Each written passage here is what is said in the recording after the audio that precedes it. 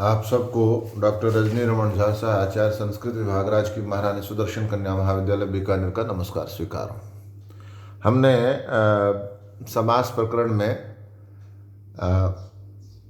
चतुर्थी विभक्ति के सारे समास पढ़ लिए थे। तत्पुरुष में चतुर्थी विभक्ति के। अब हम पंचमी विभक्ति पर आते हैं, जिसमें सबसे पहले है चोराद भयम, चोर से भय, और चोर भयम यह भी है। दोनों रूप बनते हैं। विकल्प से समास होता है तो चोराद भयम भी होता है, और विकल्प से समास हो रहा है तो समास होने पर चोर भयम भी होता है। तो चोराद भयम, चोर भयम लेते हैं तो इसका लौकिक विग्रह होता है चोराद भयम। पंचमी विभक्ति है चोर से भय, चोराद विभेति चोराद भयम। तो अलौकिक विग्रह क्या हो जाएगा? चूंकि चोराद है, पंचमी है, तो चोर गसी।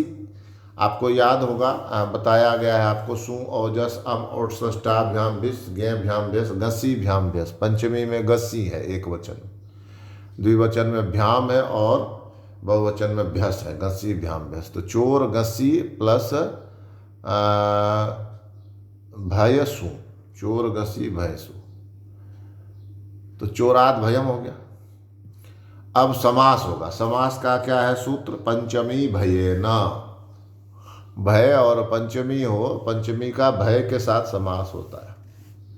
तो पंचमी चोराद है, अब भय के साथ समास होगा तो क्या हो गया? चोराद भयम, चोर गसी भय सु।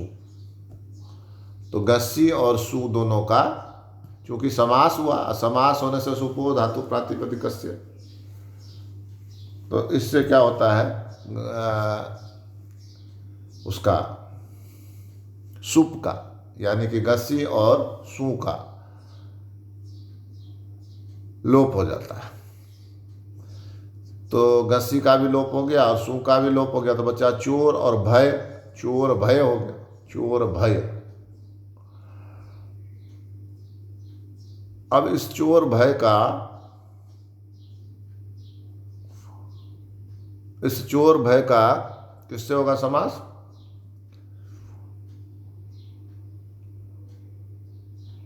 इस चोर भय का समास होगा, चोर भय का समास हो गया।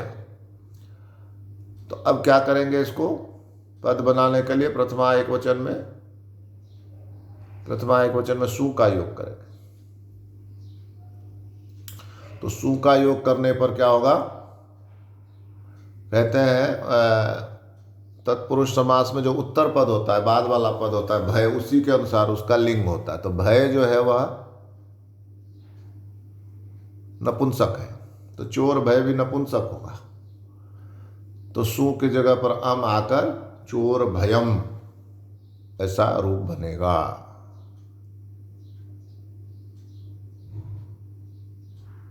चोर भय।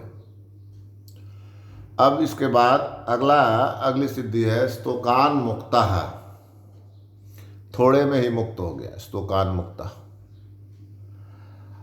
तो ये हो गया स्तोकात, लौकिक विग्रह स्तोकात प्लस मुक्तः। अलौकिक विग्रह में हो गया स्तोकात पंचमी में, तो स्तोक गसी मुक्त सु, स्तोक गसी प्लस मुक्त सु।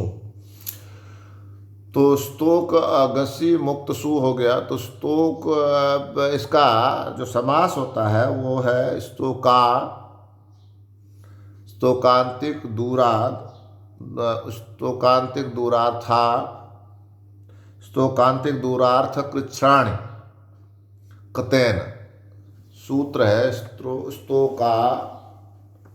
स्तोकांतिक, स्तोक मतलब थोड़ा, अंतिक मतलब पास, दूरार्थ दूर, और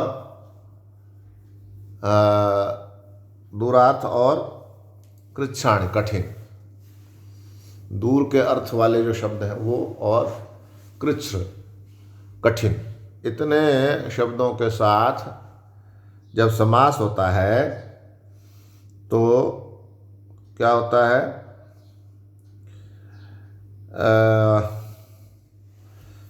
वहाँ तो पंचमी भयन कहा था, यहाँ कहा स्तोक का दूर का, अंत का, अंतिक का, दूर का, अर्थ का और कृच्छ का। इनका कतेन, कतेन किसको कहते हैं? कत प्रत्यय। कत प्रत्यय किसको कहते हैं? निष्ठा। याद करिए आप, निष्ठा। गतः, मुक्तः, पीड़ितः, ये सब कत लग गया। तो कत वाला जो कृदंत है उससे समास होता है किसका? स्तोक का, अंतिक का, दूरार्थ का और कृच्छ का। तो यहाँ पर समास हो रहा है किसका? स्तोक गसी और मुक्त सु का।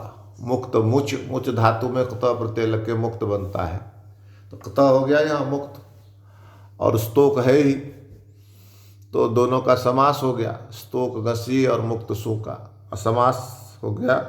तो फिर कौन से सूत्र से समास हुआ? स्तोकांतिक दूरार्थ कृच्छ्राणि कृतैन सूत्र से।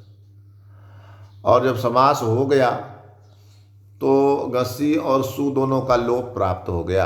तो सु का तो लोप हो गया, लेकिन गसी का लोप नहीं हुआ। कौन सा सूत्र है? वह सूत्र है पंचम्या स्तोकादिभ्य।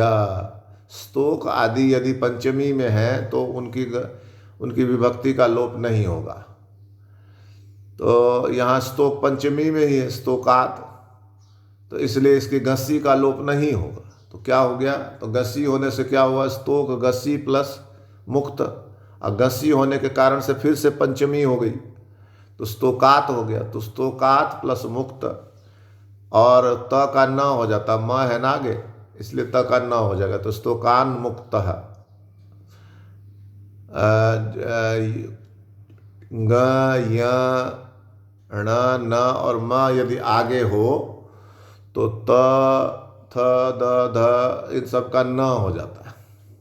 तो स्तोकात यहाँ त है तो इसका न हो जाएगा, स्तोकान मुक्त, मुक्त, स्तोकान मुक्त हुआ, स्तोकान मुक्त। अब यह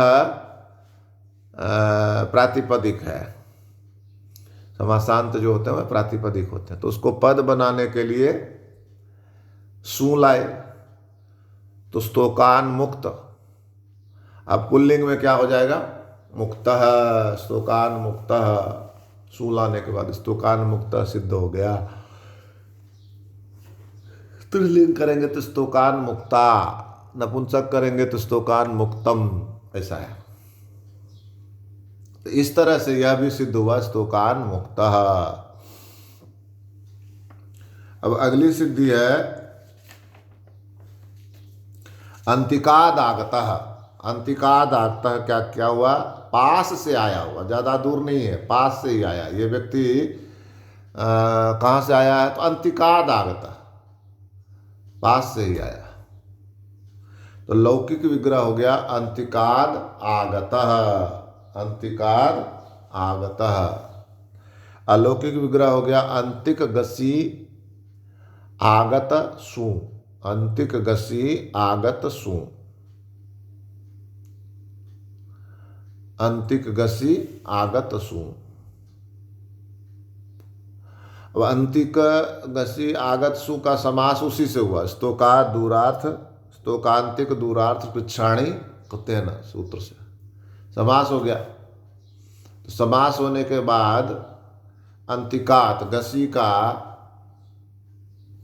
लोप था, असु का लोप हो ही गया, लेकिन गसी के लोप को उसी तरह से पंचम्या स्तोकादिभ्य से उसका लोप नहीं हुआ। तो अंतिक और गसी रह गया, तो अंतिकात हो गया। अंतिकात गसी आगत, तो अंतिक गसी होने से क्या हो गया? पंचमी अंतिकात, अंतिकात गसी, अंतिकात और उधर आगतः, अंतिकाद आगत, अंतिकाद आगत हो गया, आगत नहीं आगत। और फिर प्रथमा एक वचन में सु लगाया तो पुल्लिंग में अंतिकाद आगता हो गया। स्त्रीलिंग में होगा तो अंतिकाद आगता, नपुंसक में होगा तो अंतिकाद आगतम, ऐसे रूप बनेगा। यह हुआ वैकल्पिक पक्ष में अंतिकाद आगत यही रह गया, तो अंतिकाद आगत रूप बना। दो रूप बने इसमें, सब में दो रूप बनते हैं क्योंकि यहाँ समास विकल्प से हो रहा। अब इसके बाद है अभ्यासाद आगतः। अभ्यासाद आगता भी वही है, अभ्यास से, पास से आया हुआ जो अंतिकाद है वही अभ्यासाद आगता। तो कैसे करेंगे इसमें? अभ्यासाद आगतः, अभ्यासाद आगतः। अभ्यासाद कैसे होगा? अभ्यास गसी, आगता का क्या हो गया? जमा आगत सु। अभ्यास गसी जमा आगत सु। तो अभ्यास गसी और आगत सु का समास हुआ कौन से सूत्र से? स्तोकादि, स्तोकादि, स्तोकांतिक दूरार्थ कृच्छाणिक तेन सूत्र से। अभ्यास भी इसमें स्तोकादि में आता है, जैसे कि अंतिक, दूरार्थ, दूर के अर्थ वाले जो अभ्यास। तो क्या अर्थ हुआ इसका? पास से आया हो। तो क्या कहा? अभ्यास, अभ्यास गसी आगत सु। अब जब समास हुआ स्तोकांतिक दूरार्थ कृच्छाणिक तेन सूत्र से, तो अभ्यास के बाद जो गसी है और आगत के बाद जो सु है, दोनों का लोप होना था। लेकिन सु का लोप तो हो गया, लेकिन गसी का लोप नहीं हुआ। क्यों? सूत्र है पंचम्या स्तोकादिभ्य। वह कहते हैं स्तोकादि के साथ जो पंचमी है उसमें गसी का लोप नहीं होगा, उसकी विभक्ति का लोप नहीं होगा, इसलिए गसी का लोप नहीं हुआ। अब गसी का लोप नहीं हुआ तो अभ्यासाद ही रह गया। अभ्यासाद प्लस आगत बराबर अभ्यासाद आगत। और अभ्यासाद आगत हुआ तो इसको पद बनाने के लिए सु का योग किया, और सु का योग किया तो प्रथमा एक वचन में अभ्यासाद आगतः यह रूप बना। अभ्यासाद आगतः यह रूप बना। अभ्यासाद आगतः इति सिद्धम। इस तरह से यह सिद्ध हुआ। और वैकल्पिक पक्ष में अभ्यासाद आगतः हुआ तो मिला देने पर अभ्यासाद आगतः, दोनों में रूप एक जैसा ही बनता है। लेकिन पहला जहाँ समस्त पद नहीं है, वहाँ दूसरा जो अभ्यासाद आगतः, जिसमें हम गसी का लोप करना चाहते हैं, नहीं कर पाते क्योंकि उसका निषेध हो जाता है लोप का। तो अभ्यासाद आगत बनने के बाद जब सु लगाते हैं तो वह फिर से अभ्यासाद आगतः ही बनता है, और वहाँ भी अभ्यासाद आगतः ही है। इसलिए एक जैसे रूप ही बनते हैं अभ्यासाद आगतः। ये संस्कृत में शब्दों का विचित्र विचित्र प्रयोग है। अभ्यासाद आगतः जो है समास भी है, और अभ्यासाद आगतः जो है वो समास नहीं भी है। देखा अभी आपने, अभ्यासाद आगत, अभ्यासाद आगत, और उसमें सु लगाया तो अभ्यासाद आगतः बना। और पहले जो था अभ्यासाद आगतः, उसमें सु पहले से लगा हुआ आगतः, अभी उसका समास नहीं हुआ, तो भी वह अभ्यासाद आगतः ही रहा। इस तरह से दोनों के रूप एक ही रह गए। तो इस तरह से हमने 4 समासों का अध्ययन इसमें पंचमी में किया। पहला कौन सा था? चोर भयम, चोराद भयम, दोनों ही। दूसरा क्या था? स्तोकान मुक्तः। तो स्तोकात मुक्तः या स्तोकान मुक्तः। स्तोकान मुक्तः जो है वो समास में हो गया, और स्तोकात मुक्तः जो है या स्तोकान मुक्तः भी कह सकते हैं, वह समास नहीं होने पर भी हो गया। फिर उसके बाद अंतिकाद आगतः, अंतिकाद आगतः, दोनों में एक ही शब्द है। अंतिकात आगतः, अंतिकाद आगतः और अंतिकाद आगतः, दोनों एक ही अर्थ दे रहे हैं, एक जैसे ही है। उसी तरह से अभ्यासाद आगतः, अभ्यासाद आगतः, अब और फिर समास होने के बाद हुआ अभ्यासाद आगतः। और समास नहीं हुआ तब भी वही रहा, अभ्यासाद आगतः, मिला देने संधि कर देने पर अभ्यासाद आगतः। इस तरह से 4 समासों को आज हमने पढ़ा। शेष हम आगे देखेंगे। धन्यवाद।